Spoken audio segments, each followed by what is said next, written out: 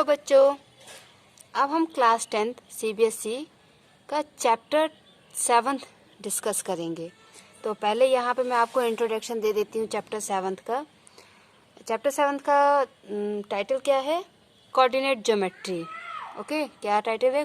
Coordinate geometry. देखिए, coordinate आपको लिए नया वर्ड होगा, बट ज्योमेट्री आपके लिए बहुत पुराना वर्ड है। ज्योमेट्री में आप क्या पढ़ते हैं? फिगर्स।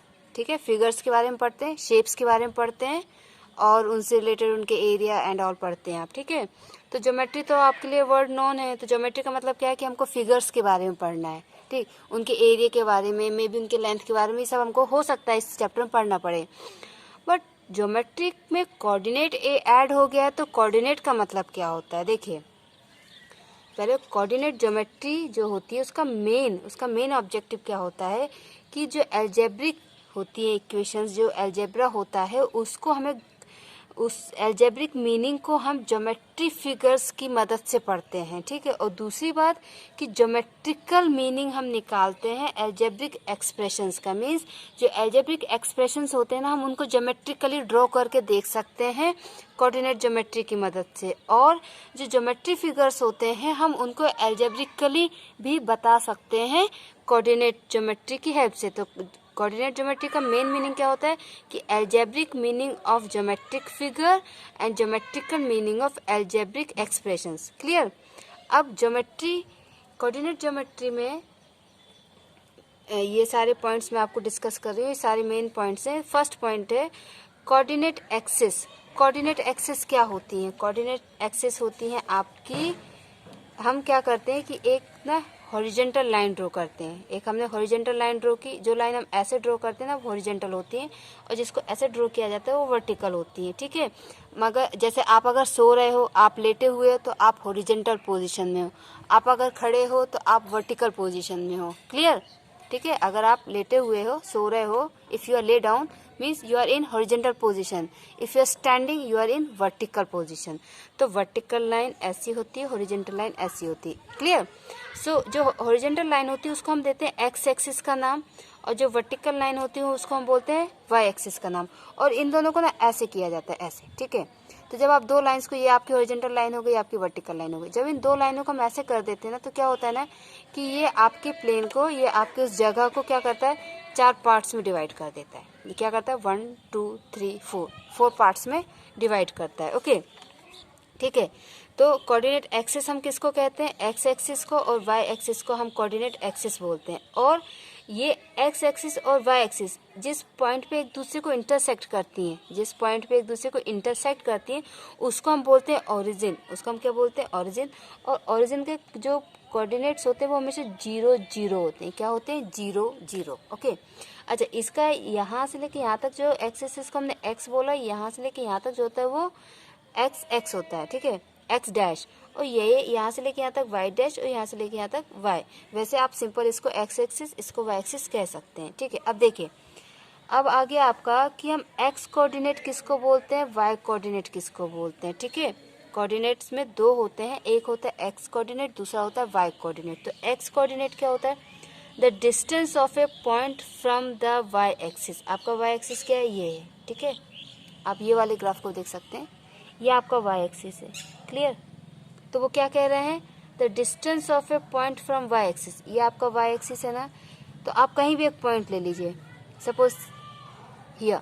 ओके, तो इस पॉइंट का, ठीक है, तो यहाँ पे हमने एक पॉइंट लिया है। ठीक है, अब इस पॉइंट का डिस्टेंस हमें वाई एक्सिस से देखना है। ये वाई एक्सिस है, यहाँ से हम इसका डिस्टेंस देखेंगे, ये। ठीक है, वाई एक्सिस से आपने इसका डिस्टेंस देखा। The distance of a point from Y axis is called its X coordinate. तो कोई भी एक पॉइंट है, अगर उसका डिस्टेंस आप वाई एक्सिस से ले रहे हैं तो उसको हम बोलेंगे एक्स कोऑर्डिनेट, और एक्स कोऑर्डिनेट का नाम होता है एब्सिसा।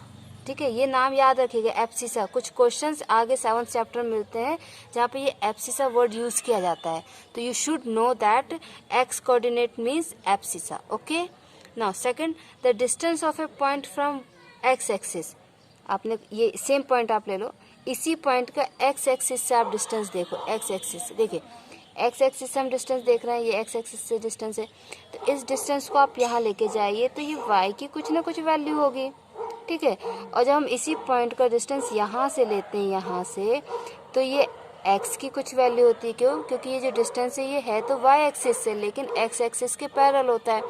और ये डिस्टेंस आपका होता तो x एक्सिस से, लेकिन y एक्सिस के पैरेलल होता है। मीन्स ये जो लेंथ है आपकी ये y के बराबर है, और ये जो लेंथ है ये आपकी x के बराबर है। क्लियर?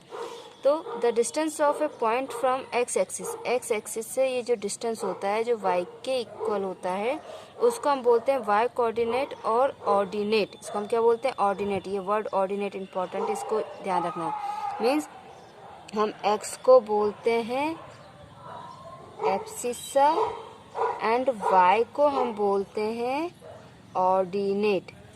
Okay, clear? ये वर्ड ना इंपॉर्टेंट है, ये आगे आपको 7th चैप्टर में इन वर्ड के नाम से क्वेश्चंस आ जाते हैं। तो आपको ये याद रखना है कि एब्सिसा x एक्सिस को बोला जाता है या x को बोला जाता है, और ऑर्डिनेट y को बोला जाता है। क्लियर? Now next. अच्छा, आपको अगर अच्छे से पढ़ना ना तो थोड़ा आप 11th क्लास के बच्चों से डिस्कस कर सकते हो, वो आपको बता देंगे। अदरवाइज आप 10th में भी इस चीज़ को देख सकते हैं कि जो लीनियर इक्वेशन इन 2 वेरिएबल्स होती है, आपने 9th और 10th दोनों क्लास में आपने जो 7th चैप्टर के पहले जो चैप्टर्स होंगे उनमें पढ़ेंगे। लीनियर इक्वेशन का ग्राफ हमेशा लीनियर होता है। Linear means a straight line. ठीक है, एक लीनियर इक्वेशन जो 2 वेरिएबल्स में होती है ना, ax plus b y plus c, ये यहाँ पे जो ये है ना ax plus b y plus c equal to 0, ये लीनियर इक्वेशन का स्टैंडर्ड फॉर्म है, जहाँ पर a और b 0 नहीं होते हैं। ठीक है, और एक साथ तो कभी भी नहीं होते हैं। जब भी हम इनका ग्राफ ड्रॉ करते हैं ना, जब भी आप इनका ग्राफ ड्रॉ करोगे, आपको ना एक लीनियर लाइन मिलती है। लीनियर मीन्स स्ट्रेट लाइन, चाहे वो यहाँ पे हो, यहाँ पे हो, यहाँ पे हो, यहाँ पे कहीं भी हो, ये आपको स्ट्रेट लाइन मिलती है। इसे क्रॉस भी कर सकती है। ठीक है, एक्स वाई एक्सिस को से इंटरसेक्ट भी कर सकती है। वो हमेशा एक क्या होता है? लीनियर लाइन होती है। मीन्स आप एक एल्जेब्रिक इक्वेशन को ग्राफिकली रिप्रेजेंट कर सकते हैं। ठीक है, कोऑर्डिनेट की मदद से। सेकेंडली, आप जो आपकी क्वाड्रेटिक इक्वेशंस होती है, a x square plus b x plus c, 4th chapter में आप पढ़ेंगे इसको। ठीक है, क्वाड्रेटिक इक्वेशंस 4th या 3rd चैप्टर में आप इसको पढ़ेंगे। ठीक है, तो क्वाड्रेटिक इक्वेशंस के होती है ना, उसका हाँ, इसके लिए तो आपको 9th और 10th सफिशिएंट, आप 9th और 10th में इसको देख लेंगे। पर क्वाड्रेटिक इक्वेशन के लिए आपको 11th में है ना, तो आपको क्या मिलता है? इसका जब आप ग्राफ ड्रॉ करते हैं ना, तो आपको पैराबोला मिलता है। पैराबोला ना इस टाइप का होता है, ऐसा ऐसा ऐसा ऐसा। ठीक है, पैराबोला होता है वो। ठीक है, तो यहाँ पे भी आप एक एल्जेब्रिक एक्सप्रेशन को ग्राफिकली रिप्रेजेंट कर सकते हैं कोऑर्डिनेट की हेल्प से ना। कोऑर्डिनेट का ना बहुत ज़्यादा यूज़ होता है, बहुत ज़्यादा यूज़ बहुत सी फील्ड्स में होता है, जिसमें से 2-3 फील्ड्स हम डिस्कस कर सकते हैं। एक फिजिक्स में कोऑर्डिनेट ज्योमेट्री का बहुत यूज़ होता है, इंजीनियरिंग में होता है, एंड नेविगेशन में होता है, और भी जगहों पे होता है। नेविगेशन मीन्स किसी की पोजीशन फाइंड आउट। ठीक है, नेविगेशन मीन्स किसी की पोजीशन फाइंड आउट करना। तो सपोज कि एक एरोप्लेन है जो उड़ रहा है, ठीक है, ऊपर आसमान में, तो आप उसका पोजीशन कैसे फाइंड आउट करोगे? ये आपका एरोप्लेन है, मान लीजिए ये आपका एरोप्लेन है। ठीक, ये आपका एरोप्लेन उड़ रहा है। ठीक, अब इस एरोप्लेन की पोजीशन आप कैसे फाइंड आउट करोगे? पहले आप क्या करोगे कि जहाँ पे वो है, ठीक है, उससे आप एक ये एक्स एक्सिस और वाई एक्सिस का ग्राफ ड्रॉ कर लेंगे। फिर एक्स एक्सिस को आप छोटे छोटे पॉइंट्स में, ठीक है, ऐसे इक्वल डिस्टेंस पे डिवाइड कर लेंगे, और फिर इस तरीके से आप देखेंगे कि ये एरोप्लेन यहाँ से कहाँ पर है और यहाँ से कहाँ पर है। तो वाई एक्सिस से ये 3 यूनिट्स पर है, और एक्स एक्सिस से ये 2 यूनिट्स पे, वाई एक्सिस से ये 3 यूनिट्स पे, एक्स एक्सिस पे 3 यूनिट्स पे। तो इस तरीके से हम एरोप्लेन की पोजीशन फाइंड आउट कर सकते हैं। तो ये आपका हो गया नेविगेशन में हम कैसे इस्तेमाल करते हैं। बाकी आप और फिजिक्स और इंजीनियरिंग के लिए आप इसमें और पढ़ सकते हैं कि कैसे आप कोऑर्डिनेट ज्योमेट्री को इन फील्ड्स पे यूज़ करेंगे। बट 10th क्लास के अकॉर्डिंग ये अभी आपके लिए इतना इंपॉर्टेंट नहीं है। ओके, नाउ ये तो हो गया कोऑर्डिनेट ज्योमेट्री का इंट्रोडक्शन, अभी और भी बाकी है। ये जो आपका एक्स एक्सिस और वाई एक्सिस होता है ना, ये आपके एक प्लेन को 4 पार्ट्स में डिवाइड करता है, मैंने आपको पहले बताया था। ठीक है, तो ये जो 4 पार्ट्स होते हैं ना, उसका जो फर्स्ट पार्ट ये होता है फर्स्ट पार्ट। ठीक, आपने जो ग्राफ ड्रॉ करना सीखा है 7th 8th 9th में, तो ये तो आपका ओरिजिन हो जाता है। तो ये आपके 1 2 3 जैसे आपका डिवीज़न होता है, उस हिसाब से 1 2 3 4 5 and so on, and same here. But this side we are writing -1, -2, -3 and -4 here. In the same way, -1, -2, -3 here. 1 2 3। तो यहाँ पे आपका पॉजिटिव काउंटिंग है, यहाँ पे भी पॉजिटिव है। तो ये जो आपका क्वाड्रेंट होता है, ये जो आपका फर्स्ट क्वाड्रेंट होता है, इसको फर्स्ट क्वाड्रेंट के साथ साथ पॉजिटिव क्वाड्रेंट भी कहते हैं। यहाँ पे आपका एक ये तो पॉजिटिव होता है, ये नेगेटिव होता है, ये सेकंड क्वाड्रेंट है। दिस इज थर्ड क्वाड्रेंट और नेगेटिव क्वाड्रेंट। क्यों? क्योंकि इसमें यहाँ पे भी नेगेटिव होता है, यहाँ पे भी नेगेटिव होता है। और ये आपका फोर्थ क्वाड्रेंट। ओके, तो ये 4 पार्ट्स में डिवाइड होता है। इसमें इसको first quadrant, second quadrant, third quadrant, fourth quadrant. इसमें ये आपका पॉजिटिव और ये आपका नेगेटिव क्वाड्रेंट, इनको ऐसे कहते हैं। ठीक, इसके बाद क्या होता है आपका कि अब हम कोऑर्डिनेट ज्योमेट्री की मदद से इस चैप्टर में आप 2 पॉइंट्स के बीच की डिस्टेंस और एरिया ऑफ द ट्रायंगल ये सारा फाइंड आउट करेंगे। तो उसके फॉर्मूलेस क्या हैं? देखिए, किसी भी 2 पॉइंट्स के बीच में डिस्टेंस निकालने के 2 तरीके होते हैं। एक तो ये तरीका होता है, अगर ये 2 पॉइंट्स हैं आपके पास, ओके, अगर ये आपके पास 2 पॉइंट्स हैं ए एंड बी, ठीक है, तो आप क्या करोगे, स्केल से लाइन खींच, स्केल से आप इसका डिस्टेंस निकाल सकते हैं। ठीक है, दूसरा ये तो हो गया आपका ज्योमेट्रिकल फार्मूला। दूसरा हम पढ़ेंगे इसका थ्योरेटिकल मेथड। थ्योरेटिकल मेथड क्या होगा, जो आपके 2 आपने पॉइंट्स लिए हैं, ठीक है, आप ये 2 पॉइंट्स ले रहे हैं, फर्स्ट पॉइंट ए और ये सेकंड पॉइंट बी, ठीक है, ये सेम यही वाले पॉइंट्स हम यहाँ पे इसको ड्रॉ कर रहे हैं। इसके कोऑर्डिनेट हमने ले लिए x1 y1 और इसके कोऑर्डिनेट ले लिए हमने x2 y2। हम यहाँ पे 2 पॉइंट्स क्यों ले रहे हैं? क्यों? क्योंकि हम x एक्सिस y एक्सिस पढ़ रहे हैं, ठीक है, 2D हम पढ़ रहे हैं, 3D नहीं पढ़ रहे हैं ना। तो जैसे आपका ये पॉइंट है ना ए, तो इस ए पॉइंट को हम यहाँ से जगह हम इसके वाई एक्सिस के पैरेलल लाइन ड्रॉ करेंगे तो हमको ये 3 मिला, और एक्स एक्सिस के अगर हम पैरेलल लाइन ड्रॉ करेंगे तो हमको 4 मिला। तो ये क्या होगा, हम एक्स वाला पहले लिखते हैं, तो हम इसको पहले लिखेंगे 3, बाद में लिखेंगे 4। अच्छा, 4 जो है आपका माइनस में है, ठीक है। सेम बी के लिए एक्स हो गया आपका 5 एंड वाई आपका हो गया समथिंग 2.2, ठीक है, -2.2। तो इस तरीके से ना 2 पॉइंट्स हमको मिलते हैं। तो जो फर्स्ट वाला होता है उसको हम एक्स बोलते हैं, सेकंड वाला हमारा वाई होता है। ये हमेशा ऐसे ही होता है। तो ये हो गया आपका x1 y1 और ये हो गया आपका x2 y2, ठीक है। अब क्लियर हुआ? तो आप ये 2 पॉइंट्स के बीच में डिस्टेंस निकालने का फॉर्मूला आपका होता है, हमने यहाँ पे मैंने ये भी लिया है ना, इसको आप PQ कर दीजिए क्योंकि मैंने फॉर्मूला PQ के अकॉर्डिंग लिखा है ना, ठीक है। बाकी प्रॉब्लम नहीं है, कुछ भी नाम कुछ भी दे सकते हैं आप, ठीक। तो PQ इक्वल टू आपका होगा √x2 - x1 whole square plus y2 - y1 whole square. आप x1 और x1 y1 x2 y2 कुछ भी वैल्यू ले लीजिए, 3 4 5 6 जो मैंने पीछे दिया है उस हिसाब से। तो ये आपका फॉर्मूला डिस्टेंस फॉर्मूला, इसको क्या बोलते हैं, डिस्टेंस फॉर्मूला। ये थ्योरेटिकल मेथड है आपका। तो PQ आप कैसे निकालेंगे, √x2 - x1 whole square plus y2 - y1 whole square. The distance of a point from the origin. आप कोई भी एक पॉइंट ले लीजिए, ठीक है, ये पॉइंट आपने ले लिया, मान के चलिए आपने ये पॉइंट ले लिया, तो इसका डिस्टेंस ओरिजिन से, ठीक, ये आपने पॉइंट लिया ना, तो ये ओरिजिन तो 0 0 होता है, और ये आपका हो जाएगा x1 y1 कोई भी वैल्यू हो जाएगी, ये 0 0 हो गया, ठीक। जब ये 0 0 हो जाएगा तो उस केस में क्या होता है कि आपका ओरिजिन से डिस्टेंस हमेशा होता है x² plus y² whole root, okay, whole root of x² plus y²।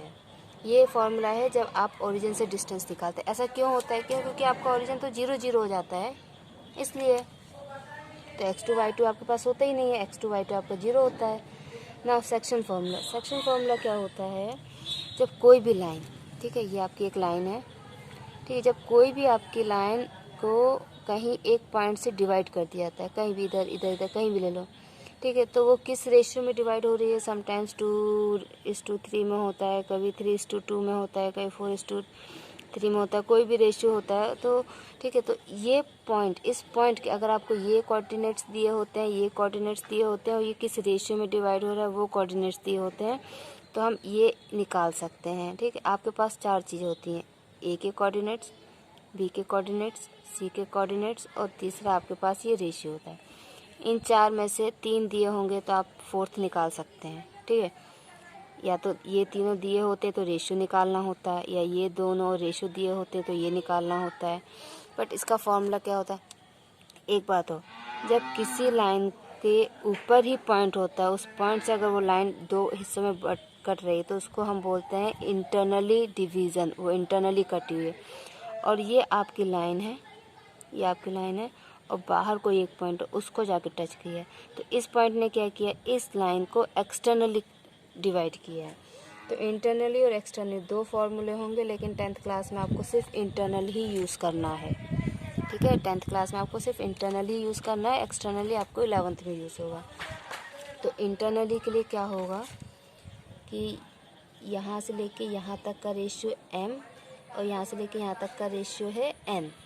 तो इसका फॉर्मूला आपका हो जाएगा, p के कोऑर्डिनेट्स क्या होंगे, x y, p के कोऑर्डिनेट्स क्या होंगे, m into x2 plus n into x1 upon m plus n, m into y2 plus n y1 m plus n upon, ये आपका x है और ये आपका y है, x y, ओके, ठीक है। अगर पॉइंट्स लाइन के ऊपर है तो इंटरनली होता है, अगर पॉइंट लाइन के बाहर है तो एक्सटर्नली होता है। एक्सटर्नली के लिए क्या हो जाता है, ये आपकी लाइन होती है ना और ये आपका पॉइंट एक्सटर्नली है ना, ए बी और सी।